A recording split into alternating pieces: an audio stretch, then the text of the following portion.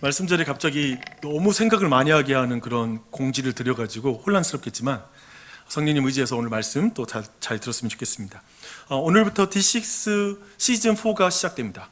그래서 오늘부터 한 달 동안 우리는 예수님께서 참 하나님 되심, 그리고 예수님이 참 인간이시다라는 것에 대한 복음서에 특별히 마태복음에 있는 중요한 어떤 사건들을 함께 말씀을 통해서 나누도록 하겠습니다. 크리스마스는 하나님이신 예수님이 마리아의 몸을 통해서 이 땅에 사람으로 오신 그 사건에 대한 날이기도 하죠. 그런데 2000년 전에 하나님이 사람의 육체를 가지고 이 땅에 왔다는 거예요. 하나님이 사람이 되어서 이 땅에 왔다. 그것을 기독교는 성육신이라고 이렇게 부릅니다. 근데 이것을 그렇게 말하지만 우리는 우선 12월 24일 이제 그 주일에 예수님의 탄생과 관련된 성경의 이야기를 우리 친구들, 이웃들을 초대하잖아요. 그분들과 함께 그 말씀의 은혜를 나누도록 하겠습니다. 근데 여기서 한 가지 제가 퀴즈를 낼게요. 예수님의 활동을 기록한 성경책이 뭐죠? 네, 복음서죠, 그렇죠? 몇 권입니까? 4권, 사복음서인데요. 마태, 마가, 누가, 요한인데 모두 예수님의 탄생을 기록하고 있을까요? 4권 모두? 네, 질문의 의도를 벌써 생각하신 분들은 아니요라고 대답하겠죠, 그렇죠? 그래서 아니요, 뭔가 아닌 거 분명하죠, 그렇죠? 맞습니다. 마가와 요한은 예수님의 탄생에 대한 기록을 하고 있지 않아요. 그러나 모든 복음서는 오늘 우리가 함께 읽었던 예수님의 세례에 대한 기록을 다 하고 있습니다. 사복음서 모두가 공히 이것을 기록하고 있습니다. 저는 어떤 의미에서, 그런 의미에서 이건 굉장히 중요한 의미가 있다라는 그런 생각이 들어요. 근데 이제 왜 그런지 지금부터 그 이유를 알아보도록 하겠습니다. 오늘 말씀은 이렇게 시작합니다. 그때 세례 요한이 이르러 유대 광야에서 전파하여 말하되 회개하라, 천국이 가까이 왔느니라. 사실 사복음서 모두 있잖아요. 세례 요한의 소개로 예수님이 역사 가운데 등장합니다. 예수님의 이야기가 시작돼요. 그래서 여러분이 복음서를 본다라면 이 세례 요한이라는 인물이 굉장히 중요하다라는 걸 여러분이 좀 주목할 필요가 있습니다. 마태는 의도적으로 세례 요한이 낙타토록과 허리에 가죽띠를 띄었다고 묘사를 해요. 굉장히 그걸 의도적으로 자세하게 묘사하고 있습니다. 왜냐하면 털이 많고 가죽에 띠를 맨 엘리야 선지자와 연결하기 위해서 그렇습니다. 그걸 연상시키는 거죠. 왜냐하면 예수님이 오시기 200여 년 전에 400여 년 전이군요. 400여 년 전에 엘리야와 관련된 굉장히 오래된 예언이 하나 있어요. 그래서 말라기라는 선지자가 이런 예언을 합니다. 보라, 여호와의 크고 두려운 날이 이르기 전에 내가 선지자 엘리야를 너에게 보내리니 그가 아버지의 마음을 자녀에게로 돌이키게 하고 자녀들의 마음을 그들의 아버지에게로 돌이키게 하리라 라고 말합니다. 그래서 지금 세례 요한이라는 이 인물은 한마디로 하나님 아버지의 마음을 자녀에게로 돌이키는 사명을 가지고 있죠. 그리고 자녀들의 마음을 그들의 아버지에게로 돌이키게 하는 그 역할을 감당해야 돼요. 근데 이 말이 뭐예요? 하나님 아버지와 그의 자녀들, 죄인인 인간을 화목시키게 하는 일이 바로 세례 요한의 사명이다, 그의 역할이다라는 걸 우리 분명하게 확인할 수가 있습니다. 그렇다면 세례 요한은 어떻게 거룩하신 하나님과 추악한 죄인인 사람들을 화목하게 할 수 있을까? 사실상 원수 관계인데 그 관계를 어떻게 화목시킬 수 있을까라는 이런 질문을 하게 되죠. 마태는 이번에는 있잖아요, 예수님이 오시기 700여 년 전에 활동한 이사야 선지자의 예언을 통해서 세례 요한이 하는 일, 이 화목시키게 하는 일이 어떻게 일어나는지를 설명하고 있습니다. 이렇게 말해요. 외치는 자의 소리여 이르되 너희는 광야에서 여호와의 길을 예비하라, 사막에서 우리 하나님의 대로를 평탄케 하라. 그러니까 세례 요한의 일이 분명하죠. 그는 외치는 자의 소리예요. 그리고 그는 이제 여호와의 길을 예비하는 자, 하나님의 길을 평탄케 하는 자의 역할을 하는 것이죠.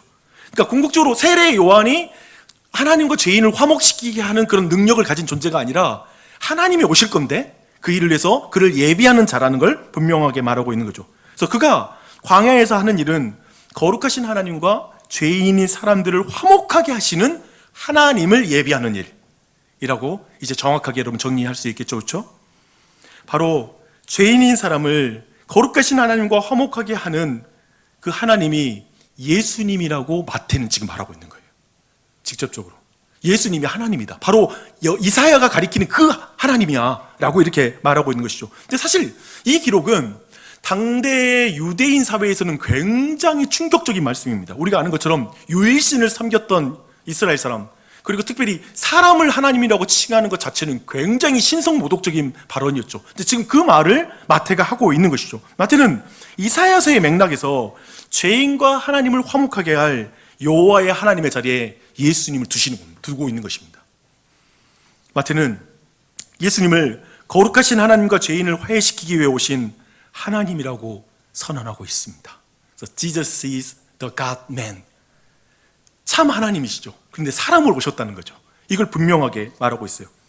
이렇게 굉장히 오랜 예언, 그러니까 지금 우리는 방금 전에 말라기에 대한 그리고 이사야에 대한 예언이 초반에 지금 예수님을 소개하는 과정 속에 마태가 사용하고 있다는 걸 충분히 살펴봤습니다. 이런 오랜 예언을 여러분이 충분히 이해하면 세례 요한의 외침이 더 잘 들릴 거예요. 그가 말합니다. 회개하라, 천국이 가까이 왔느니라. 회개하라, 하나님의 나라가 가까이 왔느니라 라는 말이죠. 하나님 나라가 가까이 왔다는 성경의 개념은 뭐냐면 왕이 가까이 왔다는 뜻이에요. 그러니까 킹십이 왔다는 거예요. 킹십. 이 지금 가까이 왔다라고 말하죠. 이 말을 다르게 말하면 스스로 인생의 주인이 된 사람들아, 당신의 마음의 왕좌에서 내려와라. 진정한 왕이 곧 오신다. 모든 반란군들을 항복하라. 항복하라. 참된 왕이 오신다. 스스로 법이 되어서 선과 악을 규정하는 자, 옳고 그름을 규정하는 자, 그들은 하나님 놀이를 그만두어라. 이제 진정한 심판주 하나님이 오신다. 이게 회개하는 거죠. 그러니까 세례 요한의 이 외침은 유대 땅에 급속도로 퍼지기 시작합니다. 많은 사람들이 세례를 받기 위해 이제 나아오죠. 그리고 어느 날에 드디어 세례 요한 앞에 예수님이 다가오십니다. 그걸 먼 발치에서 봐요. 세례 요한은 예수님이 지금 자신에게 나아오심을 보고 그 곁에 있는 사람에게 이렇게 말합니다. 보라, 세상 죄를 지고 가는 하나님의 어린 양이로다 라고 이 말을 해요. 주 안에서 사랑하는 여러분, 한번 여기까지 한번 정리해 보도록 할게요. 제가 특별히 한 2015년도에 개봉해서 어른들에게까지도 사랑받았던 애니메이션 영화이죠. 최근에 저희 나니아의 옷장에서 지난번에 이 영화에 대한 이야기를 나눴습니다. 인사이드 아웃이라는 영화가 있어요. 주인공의 마음 안에는 여러 감정이 있습니다. 오늘 보면 여기는 기쁨이, 슬픔이, 까칠이, 버럭이, 소심이, 특별히 한 5가지의 감정으로 인간의 감정을 좀 축약시켜 놨어요. 근데 이들이 앞에 있는 게 뭐냐면 지금 조종석이에요. 근데 지금 주인공의 마음 안에 있는 조종석에 이 5가지 감정 중에 하나가 그 조종석을 붙잡으면 결국 그 감정의 주인공이 지배를 받게 됩니다. 그래서 버럭이가 딱 잡으면 버럭 화를 내는 거죠. 슬픔이가 그걸 잡으면 갑자기 주인공이 슬퍼하는 감정을 이렇게 표현하는 이런 영화입니다. 근데 성경도 굉장히 비슷하게 말합니다. 모든 사람의 마음에는 보좌가 있습니다. 우리 마음의 보좌가 있어요. 그리고 잠언의 말씀을 따르니까요, 누가 그 마음의 보좌에 앉느냐에 따라 사람의 생사가 결정난다라고 말하고 있습니다. 굉장히 중요하죠. 그러나 그 보좌에는 있잖아요, 원래 하나님이 앉아 계셨습니다. 원래 인간을 창조할 때 인간의 마음의 보좌에는 하나님이 앉아 있는 것이었어요. 그러나 뱀이 이렇게 말했죠. 너는 하나님처럼 될 수 있어. 너는 내 인생의 왕이야. 선하고 악한 것은 네가 정하기 나름이야. 좋고 나쁨은 네가 정해. 이 세상에 너밖에 없어. 그냥 너는 내 인생의 주인이야. 제발 다른 권위 따위는 집어치우고 그냥 네 인생 네가 결정하고 살아. 신경 쓰지 마 라고 말하죠. 이 뱀의 말을 하와가 받아들이게 됩니다. 보시면 의자 위에 셀프가 이제 앉아있죠. 내 자신, 자아라는 게 그 안에 앉아있습니다. 그래서 모든 사람이 자신의 마음의 보좌에서 하나님을 밀어내죠. 그리고 스스로 왕이 되어 살아가는 것. 근데 잘 생각해 보세요. 엄밀하게 말해서 뱀의 말을 듣고 하나님을 밀어냈잖아요. 그런 의미에서 성경은 다른 식으로 또 표현합니다. 저 마음의 보좌에 마귀가 앉아있다. 사탄이 앉아있자. 왜냐하면 우리에게 영향받고 우리가 듣고 순종하는 그 존재가 나의 주인이니까. 그런 의미에서 마귀가 우리의 마음을 지배하고 있다라고 말하고 있죠. 그래서 사람들의 마음에 왕좌에 마귀를 두는 것입니다. 이게 바로 성경이 말하는 죄라는 개념이에요. 그리고 성경이 말하는 죄된 상태라는 게 바로 이 개념이에요.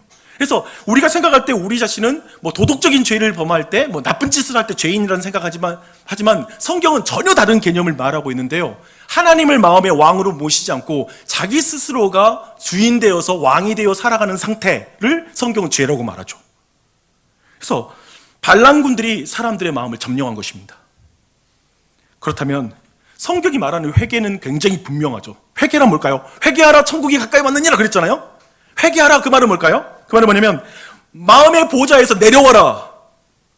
마음의 보좌에서 내가 내려오는 것, 그리고 그 자리에 참된 왕이신 예수님을 모시는 것, 그게 회개죠.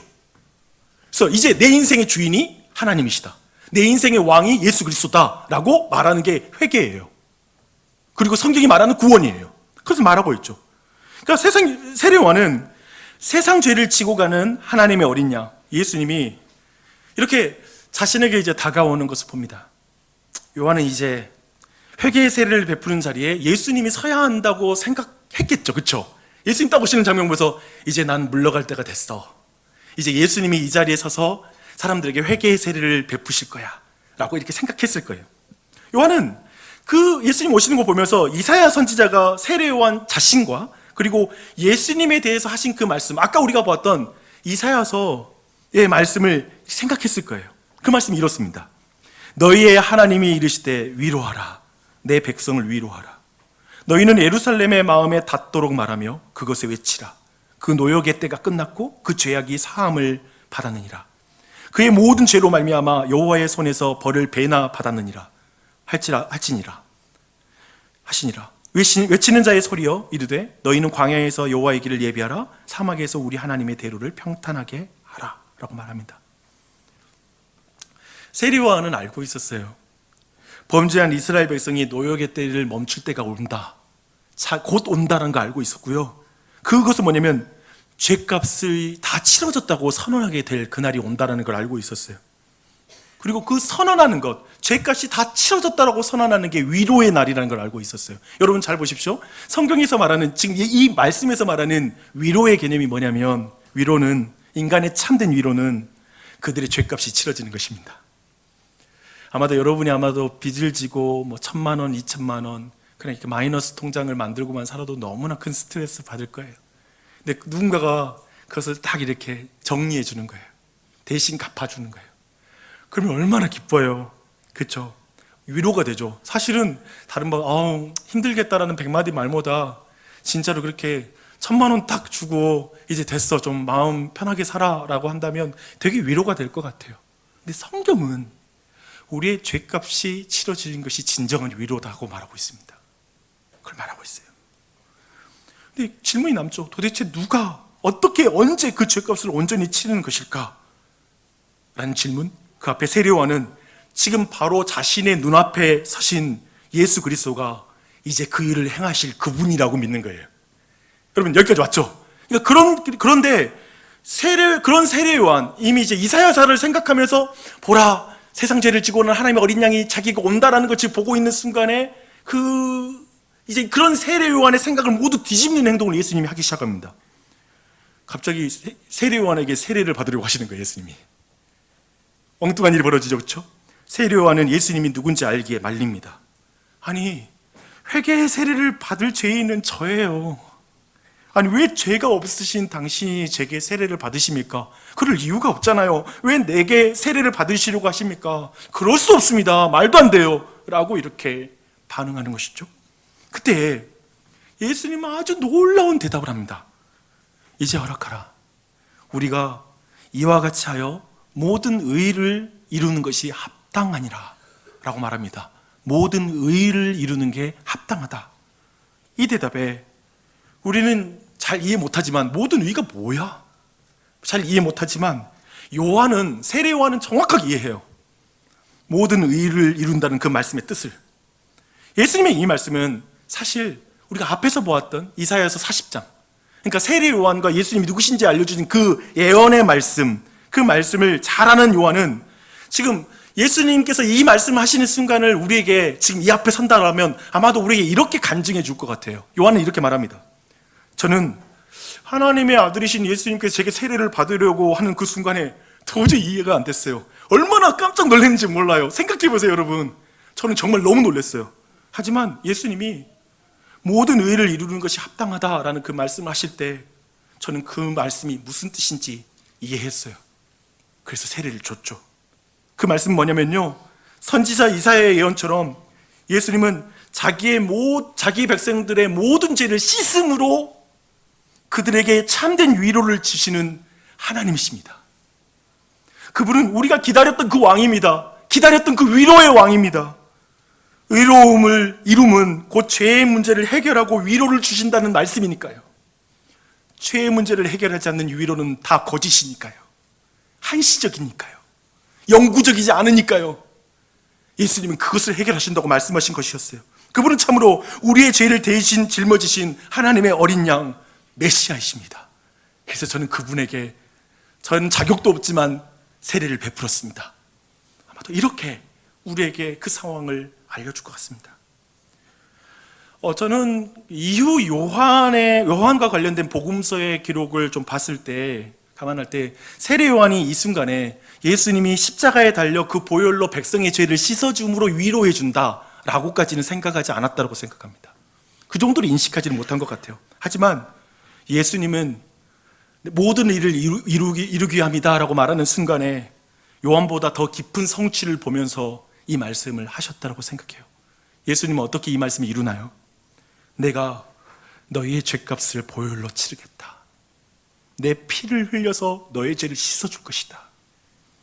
나의 죽음으로 너희의 죽음의 값을 정당한 것을 넘어 과도하게 치르겠다.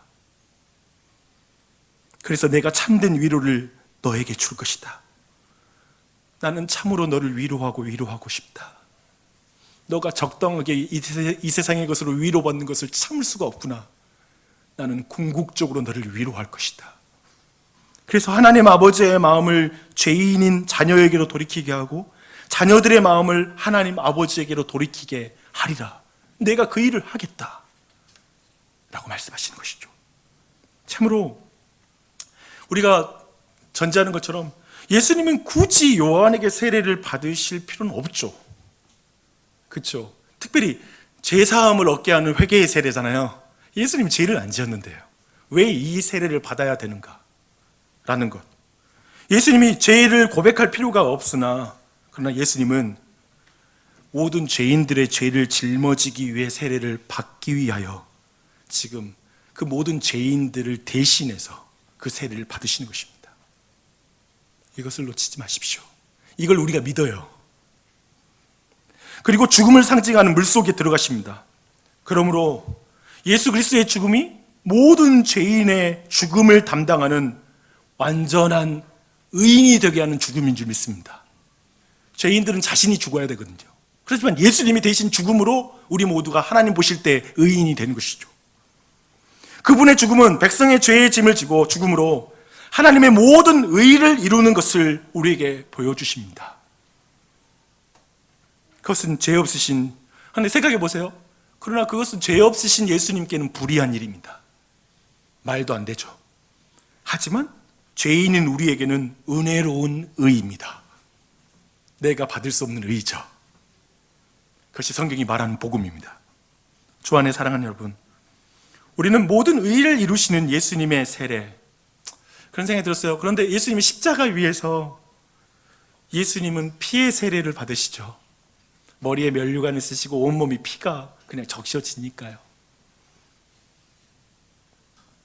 그 피의 세례는 공의로운 하나님 아버지를 죄인에게 향하게 만들어버려요. 그러니까 하나님 볼 때 우리를 보면은 하나님 다가올 수가 없어요. 하지만 예수 그리스도의 피의 세례를 통해서 하나님은 우리를 향해서 다가오시죠. 말라기의 예언이 이루어지는 거죠. 하나님을 자녀에게로 돌이키고, 놀랍게도 하나님을 회개시키는 것 같은 표현을 써요. 동일하게. 돌이키다는 게 회개의 뜻이거든요. 근데 하나님이 죄인을 향해서 고개를 돌렸어요. 그런데 십자가를 보자 죄인을 향해서 다시 고개를 돌리세요. 그리고 또한 죄인인 우리도 다시 이 십자가를 보니까 하나님께로 우리의 마음이 돌아서게 되는 거예요. 다시 하나님을 만나고 싶어, 하나님을 다시 새롭게 만나고 싶고 그분을 더 알아보고 싶어하는 마음이 생기는 거예요. 저 십자가를 보니까 너무나 하나님의 사랑이 커서. 그것이 회개입니다. 제가 이 부분을 묵상하는데 찬송가 149장이 생각이 났어요. 그 찬송 가사는 이렇습니다. 주 달려 죽은 십자가 우리가 생각할 때 세상에 속한 욕심을 헛된 줄 알고 버리네. 죽으신 구주밖에는 자랑을 말게 하소서. 보혈의 공로 힘입어 교만한 마음을 버리네. 못 박힌 손과 발 보니 큰 자비 나타내셨네. 가시로 만든 면류관 우리를 위해 쓰셨네. 온 세상 만물 가져도 주 은혜 못다 갚겠네. 놀라운 사랑 받은 나 몸으로 재물 삼겠네. 저 십자가가 하나님이 나를 볼 때 나를 돌이켜서 보게 하는 십자가고, 저 십자가를 우리가 볼 때 하나님을 향해서 담대하게 나아가게 만드는 십자가인 것이죠. 이 일을 감당하신 예수님 위에 드디어 성령님이 비둘기같이 임하십니다. 그리고 성부 하나님께서 하늘에서 이렇게 말씀하십니다. 이는 내 사랑하는 아들이요 내 기뻐하는 자라 라고 말씀하시죠. 정리하겠습니다. 제가 볼 때 성경 복음서를 보니까 많은 사람들이 크리스마스를 잘 알고 있고요. 그리고 그날을 기뻐하는 것 같아요. 최소한 예수님의 세례보단. 그렇죠? 이 세례를 기념하는 그런 명절은 없잖아요. 그렇죠? 도리어 크리스마스를 기념하고 있죠. 캐럴이 만드는 분위기, 그리고 선물을 받는 것이 너무 좋으니까 이날만 되면, 예전엔 더 그랬는데 지금은 많이 희석되긴 했지만 크리스마스는 너무나 우리에게 설레는 시간이었습니다. 네, 하나님이 사람이 되셨다라는 이 성경의 주장에 사실 많은 사람이 터무니없는 소리라고 생각합니다. 어떻게 신이 인간이 돼? 아니, 그것이 과학적으로 가능한 말이야? 아유, 말도 안 되는 걸 기독교인들이 믿어. 솔직히 복음서는 있잖아요. 성탄을 과학적으로 증명하는데 전혀 관심을 두지 않습니다. 아쉽게도 우리의 호기심을 충족시키지 않을 거예요. 교회를 오래 다녀도. 어떻게 그런 일이에 대해서 사실 성경은 그렇게 관심이 없습니다. 어떻게 그런 일이? 그럼 좀 쉽게 말해버려요. 하나님이 창조주인데 못하겠어? 좀 재미없죠, 그렇죠? 우리는 지금 과학과 진화론으로 막 질문하는데 하나님이 하시면 못하겠어 그러니까 힘이 빠져요. 대신 그런데 성경이 뭘 주목하냐면 왜 하나님이 인간이 되셨어를 주목합니다. 복음서가 모두 예수님이 세례를 받는 이 장면을 기록하고 있는 이유라고 생각해요.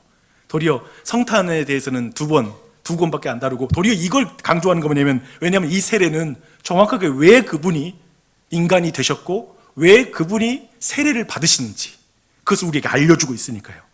왜 하나님이 인간이 되셨고 왜 예수님이 회개의 세례를 받으십니까? 대속의 죽음으로 하나님의 의를 이루심으로 거룩하신 하나님을 죄인에게 돌이키고 죄인을 하나님께 돌이키게 하려고요. 하나님이 그렇게 죄인을 사랑하시니까요. 그래서 그분은 사람이 되셨고 지금 세례를 받고 계십니다. 우리가 예수님을 믿는다는 것은 이 사실을 믿는 거예요. 이 세례를 믿는 거예요. 그래서 우리가 예수님과 함께 물속에 함께 죽었다라고 믿어요. 나는 이미 죽었다. 예수님과 함께 죄에 대해서 죽었고 예수님과 함께 의에 대해서 살아났다라고 성경은 말하고 있죠. 의에 대해서 하나님과의 관계가 회복된 것이죠. 예수님과 연합한 우리에게 그리고 성령이 임하셨습니다. 믿으십니까? 이 모든 걸 지금 여러분이 믿는다라고 고백하잖아요. 내가 예수님과 연합되었다라고 믿는다라면 그들을 향해 하나님이 이렇게 말씀하세요. 너는 내가 사랑하는 아들이란다. 너는 내가 사랑하는 딸이란다. 너는 내가 기뻐해. 그리스도 안에서 너를 기뻐한단다. 그리고 제가 자주 외우는 게 이거예요. 그리스도 안에서 내가 행한 어떤 일도 주님으로 나를 더 사랑하게 하시도록 할 수 없고, 주님 안에서 행한 어떤 일도 주님으로 나를 덜 사랑하시도록 할 수 없다.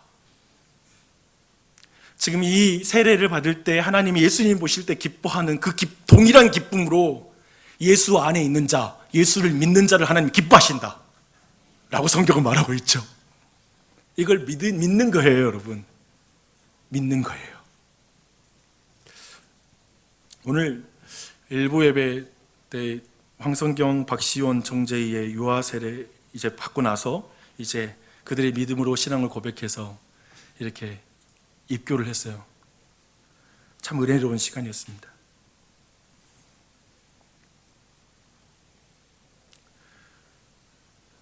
정말 그 어린 친구들이 예수님을 마음의 주인으로 모시고 사는 거잖아요. 오늘 방금 말했던 이 말씀을 믿음으로 이제 예수님을 나의 왕으로 모시는 삶을 사는 것이죠. 어떤 의미에서 그런 생각이 들어요. 차를 운전하는 것이 인생이라고 우리가 비유를 할 수 있다면, 우리가 예수님을 믿는다, 그리고 기독교 신앙을 갖는다라는 것은 예수님을 뒷좌석에 모시는 것도 아니고요, 조수석에 앉히는 것도 아니에요. 운전대를 예수님께 내어드리는 것이 바로 그리스도인이죠. 운전대를 내어드리는 거예요. 이 자리에 있는 모든 여러분, 운전대에서 내려오십시오. 놀랍게도 우리는 그리스도를 알아온 지 오래됐지만 쉽게 운전대에 올라타죠. 분명히 나 예수 믿는다고 생각했는데 순간순간 예수님을 그냥 뒤에 좌석에 앉히는 거, 그냥 옆에 조수석에 앉히는 거, 그리고 그것이 하나님과 동행이라고 생각하면서 신앙생활 할 수 있는 것 같아요. 아니요, 예수를 믿는다는 건 예수가 운전대를 잡는 것입니다. 특별히 이 자리에 구도자 여러분 계십니까? 저는 여러분들이 굉장히 운전대를 하나님께 맡겨드린 게 되게 불안해 보이고 힘겹다라는 걸 잘 알고 있습니다. 아까 봤던 인사이드 아웃 이 영화 보면 참 흥미로운 게 되게 많아요. 보면 마음속에 이 기쁨이라는, 지금 가운데 서 있는 친구가 지금 녹색 공이잖아요, 그렇죠?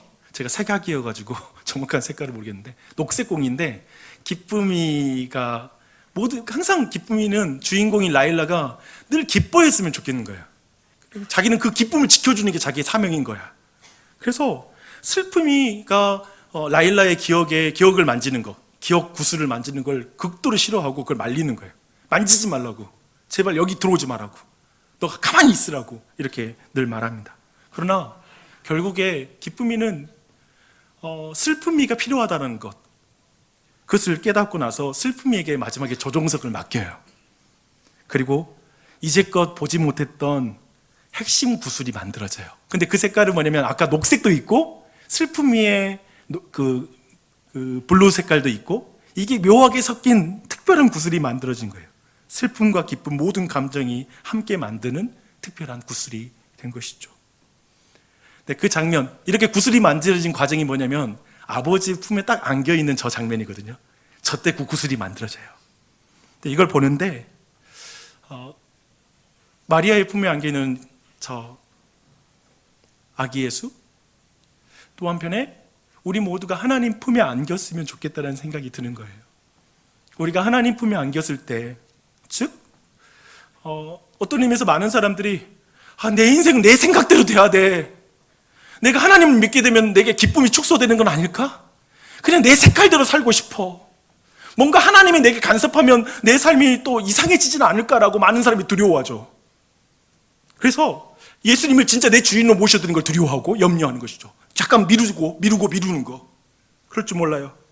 하지만 여러분이 하나님의 품에 안길 때, 예수 그리스도의 품에 안길 때, 그분이 여러분의 과거의 상처와 그리고 현재의 어려움과 모든 미래의 모든 닥칠 힘겨움 속에서 기쁨과 슬픔 모든 감정까지도 선으로 바꿔 가실 것이고, 그분이 합력하여 선을 이루어서 아주 독특한 구슬을 만들겠죠.